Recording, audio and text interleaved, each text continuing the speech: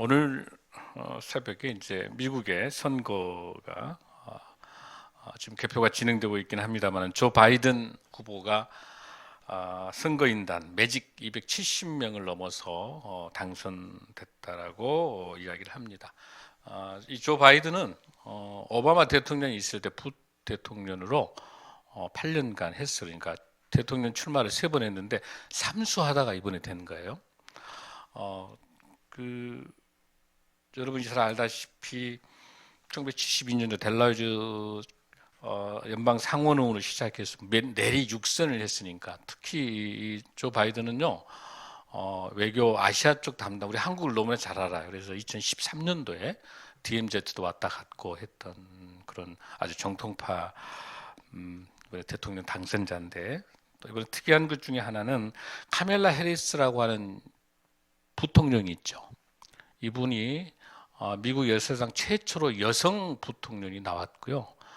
흑인이기도 하고 아버지가 자메이카 출신이거든요. 그리고 어머니가 인도 출신이에요. 그러니까 아시아계 흑인계 최초의 여성 부통령이 이번에 당선이 된 아주 역사적인 지금 상황이긴 합니다.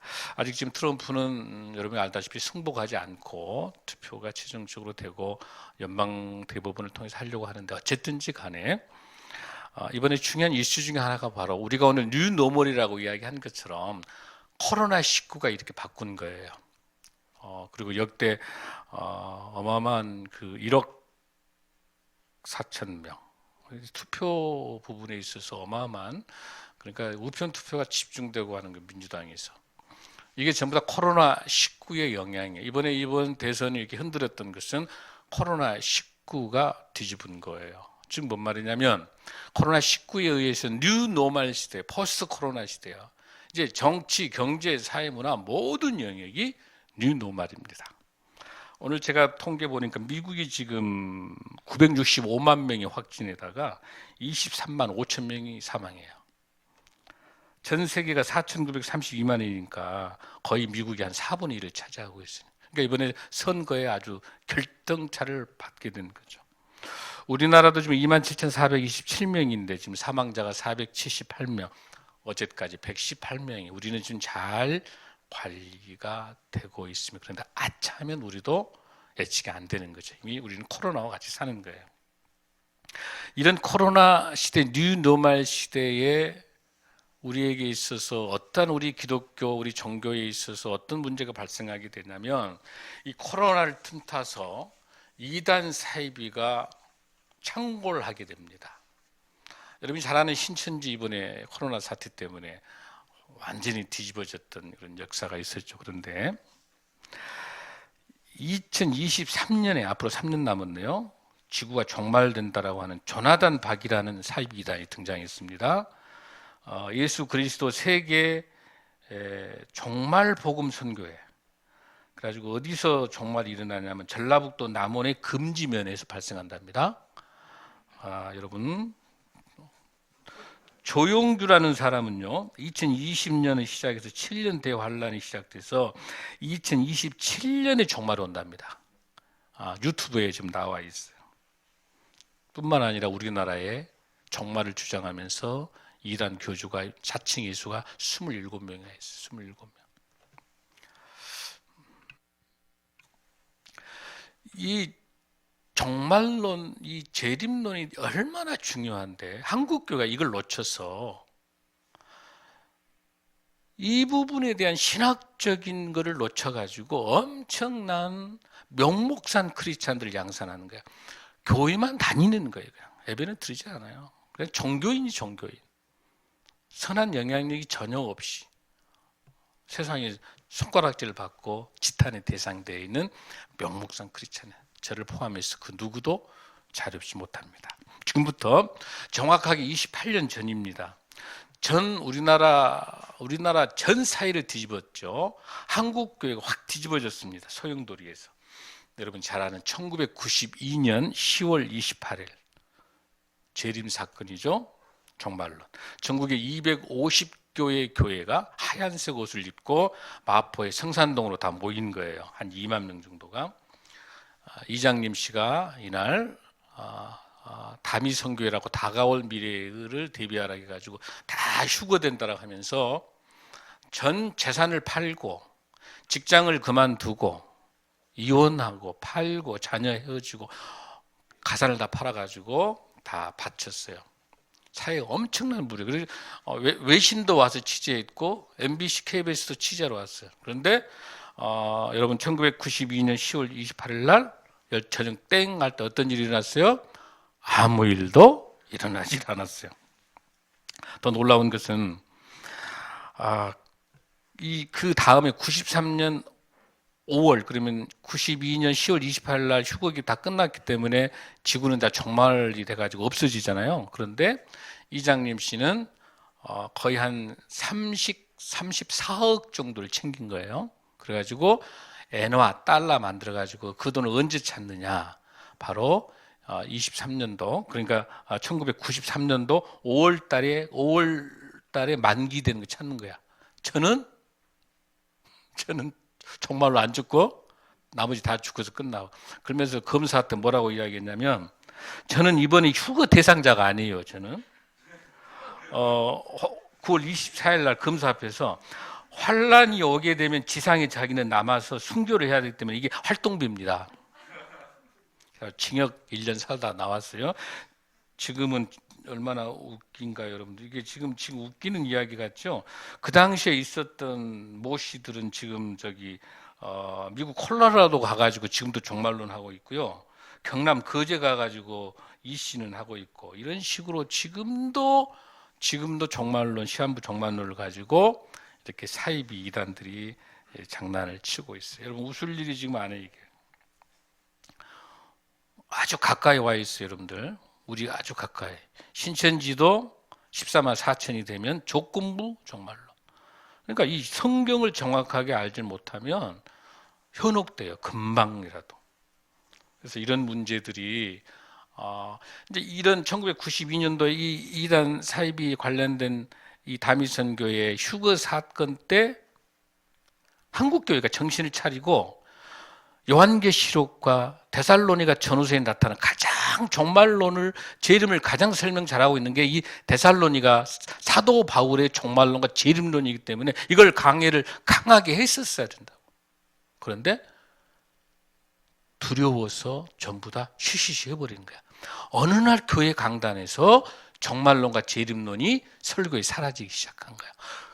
그때부터 한국 교회는 연약하고 한없이 나약해지고 복받으라로 가는 거예요. 이제 번영신학으로 복받아라, 복받아라. 종말론적인 삶에 대한 신앙을 확실히 갖지 않고는요, 올바른 신앙생활을 할 수 없어요. 왜? 오늘 내 인생에 있어 오늘이 마지막 날이라고 하는 것들, 항상 매일매일 마지막 날이라고 하는 종말론적인 신앙 삶을 살게 되면 우리가 어떻게 거짓을 행하고 어떻게 세상을 미워하고 어떻게 우리 세상을 살아갑니까? 정말 하나님 앞에서 올바른 신앙생활을 할 수밖에 없는 거거든요. 그래서 정확하게 종말이 언제 오느냐라고 하는 것들을 오늘 이 시간에 우리가 정확하게 정리할 필요가 있어요. 먼저 결론적으로 말씀드릴게요. 종말이 언제 온다는 걸 알 수 있다 없다? 아무도 없다. 오직 누구만? 하나님의 고난이다. 아멘? 믿습니까? 그러니까 시한부 종말론, 조건부 종말론, 지구 멸망한다는 건 전부 다 뭐이다? 사기다. 아멘? 그 결론을 알고 들어가셔야 돼요. 자, 말씀을 좀 보겠습니다. 계시록 3장 3절 말씀을 한번 보겠습니다. 요한계시록 앞으로 제가 강해 설교하겠습니다마는 내가 도적같이 이르리니 어느 시에 임할는지 네가 안다 모른다. 알지 못하리라. 사도행전 1장 7절의 말씀에 예수님께서 십자가에 돌아가시고 부활하시고 40일 계시다가 승천하시기 전에 성령을 보내주시면서 우리에게 뭘 주신 거예요? 사도행전을 통해서 하나님께서 우리에게 주신 귀한 메시지가 있죠. 때와 기한은 누구의 고난에 두셨으니 아버지가 자기의 고난에 두셨으니 너희는 뭐다? 알 바가 아니다. 우리가 알 바가 아니다. 아니에요. 하나님의 고난이에요. 우리는 매일매일이 주님의 날이라고 생각하고 우리 열심히 살면 돼요. 아멘. 마태복음 24장 36절을 한번 보겠습니다. 이 가장 대표적인 종말론, 예수님의 재림에 대해 설명합니다. 그날과 그때는 아무도 모르나니 하늘의 천사들도 아들도 모르고 오직 누구만 아버지만 아시느니라. 할렐루야. 할렐루야. 오늘 이 시간에 정확하게 우리 정리합니다. 예수님이 오시는 재림, 예수님이 오시는 종말에 대해서는 우리가 알 수 있다 없다? 없다. 다만 오늘 중요한 게 하나 있어요. 다만 뭐냐면 이미 종말은 시작이 됐어요. 그러나 아직 오지 않았어요. 정리합니다. 사도 바울의 이야기 갈라디아서 이렇게 이야기합니다. 예수님이 십자가에 돌아가셨던 그때부터 종말이 시작됐습니다. 그런데 아직 안 온 거예요. 언제 오신다? 예수님께서 다시 재림에서 오실 때 종말이 되는 거예요. 아멘. 그러니까 지금 우리는 어디에 살고 있어요? 종말론적인 삶을 지금 살고 있는 거예요. 그러니까 예수님이 언제 올지 모르니까 여러분 내일 당장에 오실 수도 있죠. 그러나 정확히 알 수는 없죠. 근데 내일이 될는지 모레가 될는지 모르지만 우리는 언제 될는지 모르기 때문에 도적이 올 때 어때요? 나 너희 집 도둑질하러 간다라고 하고 와요? 안 알리고 와요? 안 알리고 오기 때문에 우리는 모르는 거예요. 항상 문단속 해놔야 되죠. 그러니까 우리는 항상 종말적인 것을 대비하는, 그래서 매일매일 종말론적인 삶을 사는 거예요. 할렐루야. 그러한 마음의 자세가 우리에게 중요하다. 그러한 마음을 가져야 우리가 내 인생에서 오늘밖에 하나님이 주어지지 않았다고 하는데 우리가 대충 살 수가 없는 거죠. 자, 그럼 오늘 이제 조금 더 깊숙이 말씀으로 들어가겠습니다. 데살로니가 후서라고 하는 책을, 여러분 데살로니가 전서는 어떤 책이죠, 여러분들? 데살로니가 전서는 어떤 책이 있어요? 그 당시 데살로니가는 어떤 거예요? 사도 바울이 아시아에 복음을 전하러 가려고 했는데 마게도니아에서 환상이 와가지고 우리를 와서 도와라 해가지고 어때요? 사도 바울이 어때요? 같이 신라랑 디모데랑 같이 건너가죠. 건너가서 바로 지금으로 말하면 그리스 지역이에요. 바로 그게 빌립보라고 하는 그 지역이에요. 그게 BC 49년 정도 되는데, 아니 AD 49년 그 정도 되니까 예수님이 탄생하신 이후죠. 그럴 때 49년 정도에 그 빌립보에 있는 누구예요? 빌립보에 있는 그곳에서 교회, 빌립보 교회를 세워요. 빌립보 교회를 세우고 난 다음에 그곳에서 이제 유대인들이 핍박을 하고 로마 핍박을 하고 그러니까 쫓겨나가지고 어디로 가냐면 빌립보 조금 밑으로 내려오면은 그곳이 어디예요? 데살로니가예요. 데살로니가. 그 데살로니가의 그곳에서 3주간 머물러요. 사도행전 17장을 보면은 3주간 머물면서 거기서 많은 분들이 예수 그리스도 복음을 전해. 사도 바울의 복음은 뭐예요? 예수님이 우리 죄를 대신해서 십자가에 돌아가시고 3일 만에 부활하시고 승천하셨다가 재림에서 오신다. 그게 복음이에요. 우리 죄를 대신 그 복음에 대해서 전달하니까 유대인 회당에서 유대인들보다 더 많은 사람들이 예수님을 영접하니까 거기 있는 유대인들이 열받아 화가 나니까 어때요? 깡패들을 저작거리 동원해가지고 누구를? 사도 바울의 일행들을 갖다가 폭행하기 위해서 오는 거죠. 그때 야손이라고 하는 사람 집에서 숨겨주죠. 그래서 다시 이제 사도 바울이 어때? 베레아로 가게 돼서 베레아에서 아테네를 거쳐서 아테네에서 고린도까지. 이 편지는 고린도에서 글을 쓴 거예요. 데살로니가 전서는 고린도에서 글을 쓰는 거예요. 그래서 이제 거기서 이단 관련된 종말에 대한 것들을 쭉 얘기하면서 이야기를 했는데 이제 고린도로 와가지고 쫓겨났기 때문에 그 데살로니가에 있는 성도들이 어떻게 지내니까 궁금하잖아요. 그러니까 디모데 보고 좀 갔다 와봐라. 근데 디모데가 나중에 이제 왔죠. 와서 보니까 바울 선생님 기뻐하십시오. 그렇게 핍박과 환난 속에 있었던 그 많은 성도들이 지금은 신앙생활을 굉장히 잘하고 있습니다. 열심히 하고 있습니다. 귀족 부인들도 하나님 영접하고 또 많은 이방인들이 하나님 영접했으면 이렇게 이야기하는. 근데 문제가 하나 있습니다. 그런데 바울 선생님이 써주셨던 편지 속에가 우리 예수님이 다시 오신다고 그랬었죠. 어떻게 했죠? 죽은 자가 먼저 일어나고 산자와 함께 공중에서 우리 예수님을 만나서 그렇게 해서 다시 심판이 있다고 그랬죠. 부활한 다음에 다시 심판 받아가지고 하나님의 영접하는 사람은 천국으로, 그렇지 않으면 지옥으로, 이런 이야기를 했는데, 그것을 데살로니가에 있는 성도들은 지금 당장에 일어난 걸로 아는 거예요. 오해를 한 거예요. 금방 오해할 것 같으니까 이 사람들이 일하던 직장을 사표를 쓰고 사업을 그만두고 그곳에서 정당 모여가지고 누구처럼 금방 다미 선교의 요 사이비 이단들처럼 전부 다 흰옷 입고 모여가지고 곧 예수님이 오신다, 재림한다라고 하니까 사도 바울 입장에서는 그것이 아닌데, 분명히 뭐라고 그랬죠? 예수님 재림할 때가 정해졌다, 안 정해졌다?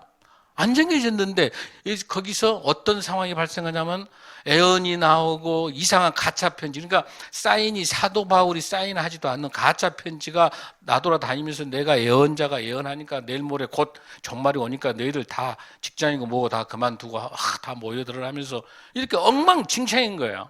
그러니까 사도 바울이 안 되겠으니까 다시 쓴 편지가 데살로니가 후서예요. 그러니까 여러분들 사도 바울이 처음에 데살로니가 전서는 칭찬하면서 데살로니가에 있는 성도들에게, 교회 성도들이 칭찬하면서 좀 여유 있게 했는데, 후서는 어떨까요, 여러분들? 강하고 강력한 메시지를 넣는 거예요. 그러니까 3장밖에 안 되지만 가장 강력한 종말론, 가장 강력한 사도 바울의 종말론에 대한 그런 내용들이 여기에 들어있는 거예요. 여러분 여기까지 이해되세요? 자, 그러면 이제 오늘 본문을 우리가 한번 이제 들어가겠습니다. 자, 데살로니가 후서 3장인데 3장에서 우리가 6절부터 우리가 한번 보겠습니다. 자, 형제들아, 우리 주 예수 그리스도의 이름으로 너희를 명하노니 게으르게 행하고 우리에게서 받은 전통대로 행하지 아니하는 모든 형제에게서 떠나라. 그러면서 7절에 뭐라고 그러냐면, 어떻게 우리를 본봐야 할지를 너희가 스스로 아나니 우리가 너희 가운데서 무질서하게 행하지 아니하며, 8절에서 누구에게선지 음식을 값없이 먹지도 않고 오직 수고하여 애써 주야로 일하면 너희 아무에게도 폐를 끼치지 아니함이라.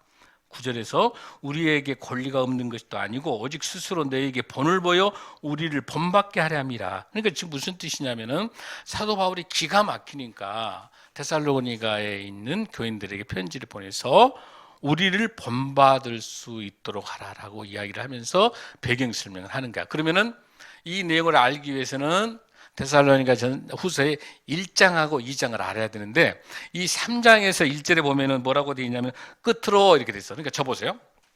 자, 이 3장에서 끝으로 된단 말은 결론이기 때문에 1장, 2장에 있었던 그 내용들에 대해서 후반부에서 정리해 주는데, 1장과 2장에가 뭐가 들어있냐면은 1장 속에서는 이렇게 되어 있어요. 1장 4절에 보면은 그러므로 너희가 견디고 있는 모든 박해와 환난 중에서 너희의 인내와 믿음으로 말미암아, 그러니까 엄청난 박해가 있을 것이다, 환난이 있을 것이다. 그런데 전보다도 지금이 더 많다라고 하는 거죠. 그 뜻이 뭐냐면은 여기 이런 단어를 쓰고 있어요. 1장에서 모든 박해와 환난 중에서 이런 단어를 썼다가, 자, 데살로니가 후서 1장에서는 뭐라고 되어 있냐면 모든 핍박, 이 모든 핍박이라는 것은 다양하고 강력한 핍박이에요. 그런데 이 데살로니가 전서, 이 앞에 데살로니가 전서 1장 6절에는 어떻게 되어 있냐면 많은 환난이라고 써놨어요, 핍박을. 그런데 후서에는 뭐라고 되어 있어? 모든 핍박과 박해와 환난. 그러니까 더 어쩌다는 거예요. 더 강력한 핍박과 환난이 있다는 거죠. 여러분 이해되시죠? 1장에서는 환난이 있다, 이런 고통이 있다라고 이야기하면서 이렇게 이야기합니다. 자, 하나님을 모르는 자, 그 다음에 복음에 복종하지 않는 자. 8절 보면은 하나님을 영접하지 않고 예수 그리스도 십자가에 돌아가시고 우리 죄 때문에 돌아가시고 부활하지, 이런 복음을 믿지 않는 자는 형벌을 받다고 이야기했어요.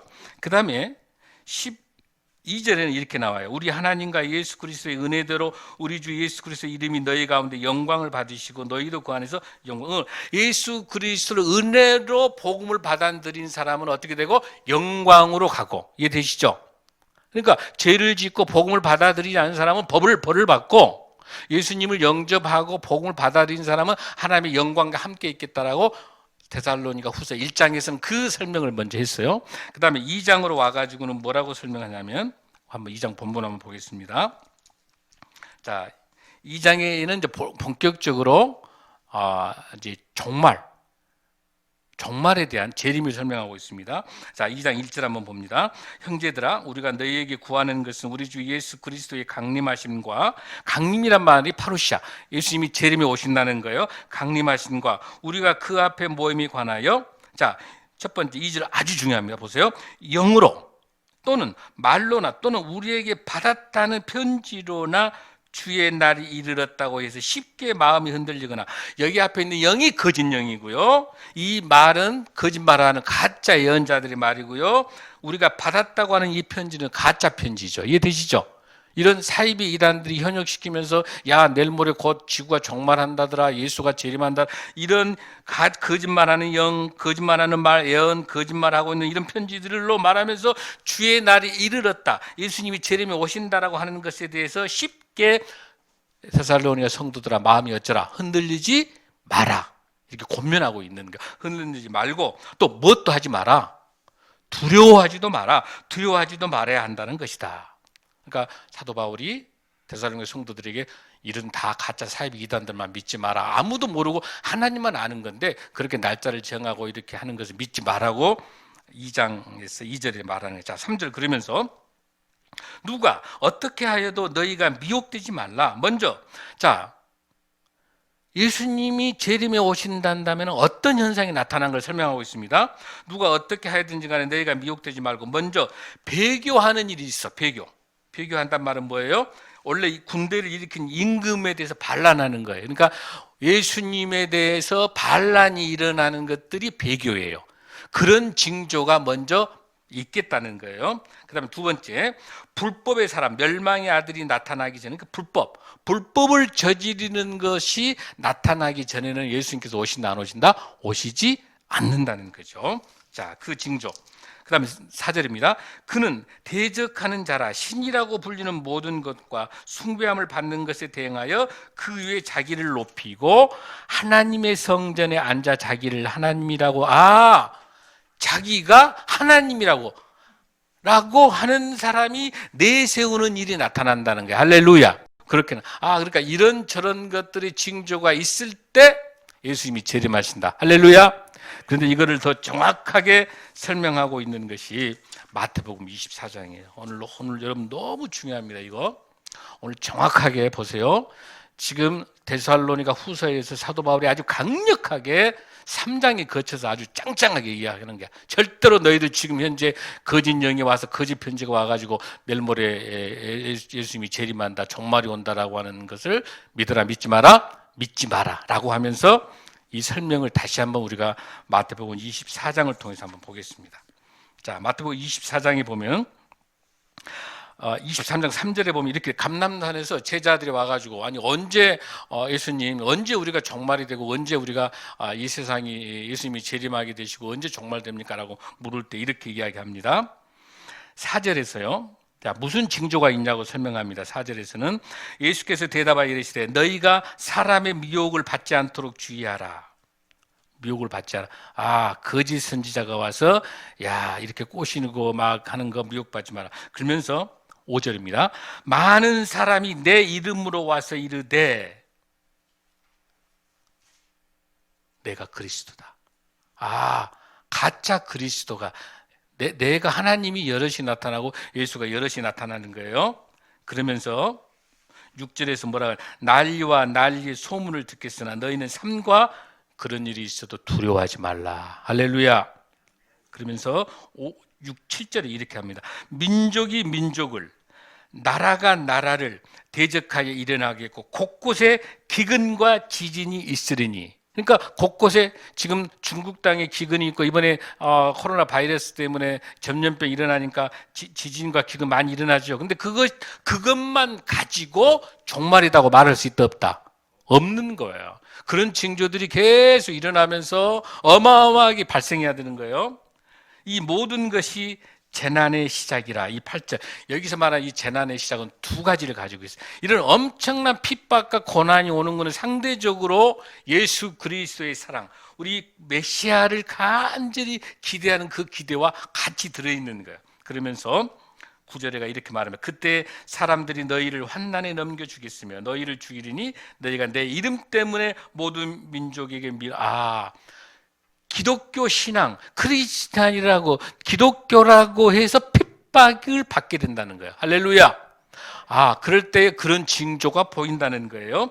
그러면서 이제 대표적으로 11절에서 거짓 선지자가 많이 일어난다. 많은 사람이 미혹하여 불법이 성하고 많은 사람이 사랑이 식어진다. 첫 번째입니다.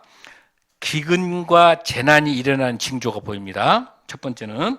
두 번째는 뭡니까? 거짓 선지자가 많이 일어나게 됩니다. 가짜 예수가 아까 37명, 40명, 60명까지 갔어요. 이 가짜 예수가 우리나라 전 세계 예수 따지면 1000명이 넘을 거예요.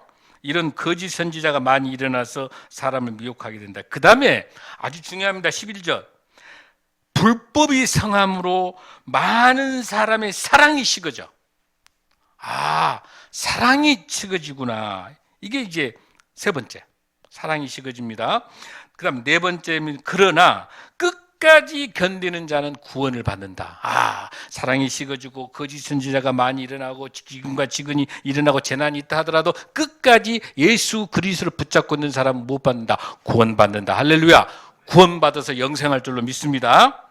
그러면서 14절에 이렇게 됩니다. 이제 이게 아직 종말이 되지 않았다고 하는 거예요. 뭐냐면 이 천국 복음이 모든 민족에게 증언되기 위하여 온 세상에 전파되리니 그제야 끝이 오리라. 할렐루야. 이 하나님의 말씀의 복음이 땅 끝까지 전해져야 종말이 된다는 거예요. 할렐루야. 그러니까 우리는 어때요? 예수 그리스도를 간절히 마라나타, 주님이 오시옵소서 간절히 바라서 천국을 소망하기 때문에 복음을 전해야 돼요? 전하지 않아야 돼요? 복음을 전해서 대한민국만 하도 600만 밖에 안 돼요. 5천만 명에서. 지금 세계까지 갈 곳도 없는 거예요. 이 많은 사람들이 전부 예수 그리스도로 복음으로 될 때 그때야 끝이 온다. 할렐루야. 할렐루야. 그런데 하나님께서 순식간에 이제는 인터넷 스마트폰을 통해서 복음이 확 퍼지기 때문에 이제는 시간 문제. 그러나 전 세계가 하나님 품으로 돌아올 때 복음이 일어날 줄로 믿습니다. 그러면서 하나님께 그런 말씀을 하시면서 마태복음 24장 35절 36절에 아까 우리 읽었던 거 그렇게 이런 징조가 있다고 설명하시면서 마태복음 24장 35절 지금 하는 말씀은 예수님이 하신 말씀이에요. 직접 성경책에 보면 빨간 글씨예요. 예수님이 하신 말씀이에요. 마태복음 24장 27절 이렇게 번개가 동편에서 나서 서편에 번쩍임 같이 인자가 임함도. 그러니까 번개가 확 비치듯이 나타나신 거예요. 그러면서 30절에 구름 타고 능력과 큰 영광으로 오는 것을 너희들이 보리라. 그러면서 31절에 그게 큰 나팔 소리와 함께 예수님 오실 때 큰 나팔 소리와 함께 천사들을 보내리니 그들로 그의 택하신 자들을 하늘 이 끝에서 저 끝까지 사방에서 다 모으신 거예요. 그러면서 35절 너무 중요합니다. 천지는 없어질진정 내 말은 없어지지 아니하리라. 할렐루야. 이 하나님의 이 말씀은 없어지지 않아요. 할렐루야. 하나님의 말씀이 예수님인 줄로 믿습니다. 말씀이 하나님인 줄로 믿습니다. 그러면서 36절에서 그러나 그날과 그때는 아무도 모르나니 하늘의 천사들도 아들도 모르고 오직 아버지만 아시니라. 예수님이 이것은 아버지만 아십니다. 그러면서 42절에 이렇게 이야기합니다. 그러므로 깨어있으라. 어느 날에 너의 주가 임할는지 너희가 알지 못함이니라. 43절 너희도 아는 바니 만일 집주인이 도둑이 어느 시각에 올 줄을 알았다면 깨어있어 그 집을 뚫지 못하게. 할렐루야. 정신 바짝 차려야 돼. 이러므로 44절 이러므로 너희도 준비하고 있으라. 생각지도 않은 때에 인자가 오리라. 할렐루야. 우리가 생각도 못할 때 어쩐다? 우리 예수님 오신다. 할렐루야. 여러분 중요해 안 중요해요? 중요하죠? 하나님께서 이렇게 말씀하고 이때는 아무도 모르는 거예요. 그러면서 우리들에게 종말론적으로 살아가는 우리 사람들은 어떻게 살까? 5가지의 지표를 정해줍니다. 오늘 본문 데살로니가 후서 3장 9절 한번 봅니다. 자, 5가지의 이 종말론적인 삶을 살아가는 우리 성도들이 어떻게 살아갈 것인가를 5가지를 제시해줘. 지금 우리에게 똑같이 적용됩니다. 9절. 첫 번째는 뭐냐면 본받는 삶을 살아가는 거야. 사도 바울이 열심히 일을 하고, 사도 바울은 텐트메이커 미니스터리예요. 그러니까 사도 바울은 텐트를 만들면서 자비랑 선교를 했던 사람이에요. 그러니까 열심히 일하면서 복음을 전했던 사람이에요. 그러니까 똑같이 9절에서 우리에게 권리가 없는 것은 아니요 오직 스스로 너희에게 본을 보여 우리를 본받게 하라. 자, 먼저 첫 번째, 사도 바울을 본받는 삶을 살자. 아멘. 그러니까 우리는 복음을 전하는 일들, 지금 우리 해돈도 마을에서 넬드림 노인대에서 우리 쪽방촌, 우리 덕구 어르신들 이런 분들 바퍼 사역을 하고 하는 것들은 뭐예요? 우리가 열심히 일하면서 우리 교회가 열심히 고아와 과부와 나그네를 섬기는 일들은 영혼 구원을 위해서 복음을 전하는 일들이기 때문에 첫 번째 사도 바울의 본, 예수 그리스도의 본을 따라 하는 것이기 때문에 우리는 가장 모범적인 교회인 줄로 믿습니다. 아멘. 두 번째입니다. 10절입니다. 우리가 너희와 함께 있을 때 너희에게 명하기를 누구든지 자 크게 일하기 싫어하거든 먹지도 말게 하라. 할렐루야. 여러분, 일 안 할 사람은 먹으면 돼야 안 돼요? 안 돼요. 오늘 점심 다 드실 줄로 믿습니다. 복음을 전합니다. 자, 그 다음에 12절입니다. 자, 12절에 두 번째가 나오고 있습니다. 이런 자들에게 우리가 명하고 주 예수 그리스도 안에 권하기를 조용히 일하여 자기 양식을 먹으라. 할렐루야. 자, 우리 종말론적을 살아가는 우리들은 어떤 삶을 산다? 조용하게, 신실하게, 성실하게 자기 먹을, 자기 가족, 또 자기 자녀, 자기가 속해 있는 교회, 공동체를 위해서 열심히 일을 해서 그 양식을 먹어라. 할렐루야. 아멘. 여러분 할 수 있죠? 아멘. 그 다음에 세 번째, 우리가 어떤 일을 해야 될까? 종말론적으로 세 번째입니다. 자, 13절. 형제들아, 너희는 선을 행하다가 낙심하지 마. 착한 일. 정말 여러분들, 정말 우리 교회 나는 너무 행복해. 정말 여러분도 힘들고 어렵지만은 어떻게 해서든지 여러분들이 덜 쓰고 덜 먹고 모아서 흥금하고 해서 우리가 지금 한 달에 한 번씩 나가고 있습니다. 서울역에 있는 우리 노숙 형제들, 쪽방촌, 독거르신들 섬기면서 가장 좋은 것을 주려고 하는 여러분의 마음. 뭐 여기 나와 있잖아요. 선을 행하다가 그러다 보니까 여러분들 바포사에 가고 어디 갔는데 또 거기 가면은 또 믿지 않는 사람들 중에서 이렇게 또 여러 가지 핀잔도 주기도 하고 그럴 때 실망도 되고 힘들고 하잖아요. 그런데 어때라? 낙심하지 말라. 누가? 하늘에 계신 우리 주님께서 보상해 줄 줄로 믿습니다. 사랑하는 아들, 딸들아, 너희들이 전도하려고 얼마나 힘든 거 알아. 하나님이 다 낙심하지 말라고 이루해 주십니다. 그 다음에 네 번째입니다. 14절. 누가 이 편지에 한 우리말을 순종하지 아니하거든 그 사람을 지목하여. 이제 이 정도 세 번째까지는 순하게 가다가 그래도 악질이 있어. 악질이 이제 신앙생활 하다 보면은 그렇게 핍박하고 악질이 있어요. 그럴 때 어떻게 하냐면 14절입니다. 그 사람을 딱 지목하여 사귀지도 말고, 아예 사귀지 마라. 사귀지 말고 그로 하여금 네가 더 따뜻하고 사랑으로 베풀어서 그 사람을 어떻게 해라? 부끄럽게 해버려라. 할렐루야. 할렐루야. 아멘. 우리 크리스찬들은 미워하지는 말고 그냥 거리를 그냥 둬. 그냥 기도해.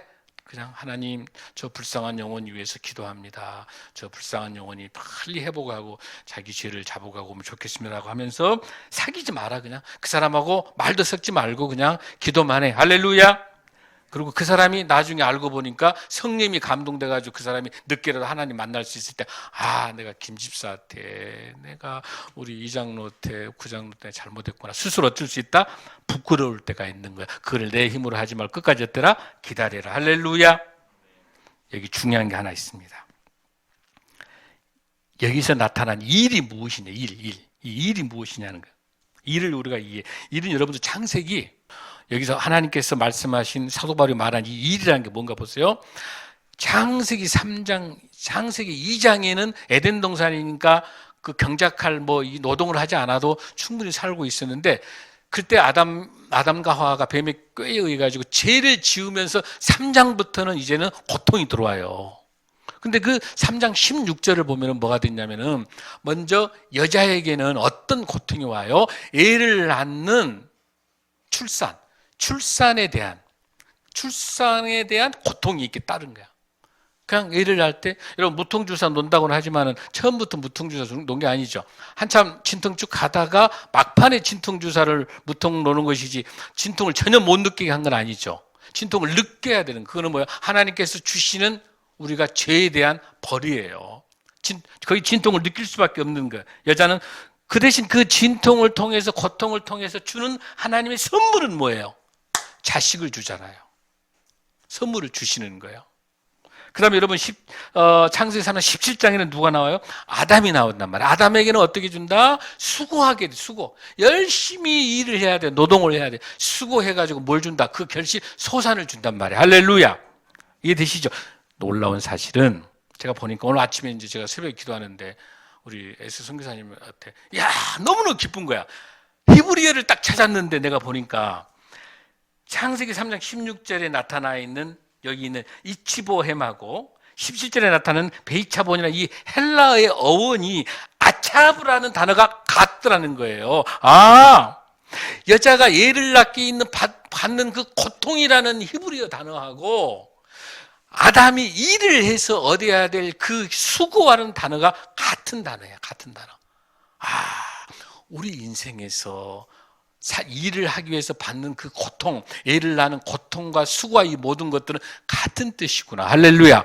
그러면서 하나님께서 그 죄인을 그대로 두지 않으시고 끝까지 사랑하셔서 포기하지 않으시고, 우리 같으면 미워 죽겠는데 포기하지 않으시고 아담에게 뭘 주는 거예요? 선물로 소산을, 결실을, 열심히 일을 하게 되면 얻을 수 있는 그 결론, 소산물을 주시고, 하와에게는 열심히 고통 속에 애를 낳았지만은 10달 동안 데리고 있으면서 힘들고 어렵지만은 자녀라고 하는 선물을 주시는 게 할렐루야. 애를 낳는 것이나 농사 짓는 거나 다 일인데 그 일, 여기 사도 바울이 말한 그 일들을 할 때 어때라? 그 일을 하기 싫거든 뭣도 하지 마라, 먹지도 마라. 그러면서 하나님께서 마지막으로 바울을 통해서 15절, 저는 이 말씀에 큰 은혜를 받습니다. 15절입니다. 결국 우리 교회가 가야 될 게 이거예요. 15절에서 그러나, 다섯 번째, 그러나 원수와 같이 생각하지 말고 형제같이 권면하라. 할렐루야. 이 모든 것들에 대해서 밉고 시기, 질투, 분노 있지만은 그거를 원수로 갖지 말고 어떻게 해라? 예수 그리스도 이름으로 형제처럼 사랑으로 권면해라. 할렐루야. 때와 장소는 알 수 없지만 우리는 종말론적인 삶을 살면서 내 인생에서 내일 종말이 온다라고 생각하고 오늘 최선을 다해서 살면 언제든지 재림의 날 종말이 된다 하더라도 우리는 천국으로 갈 줄로 믿습니다. 아멘. 천국에서 만나십시다. 아멘. 다 함께 일어나시겠습니다.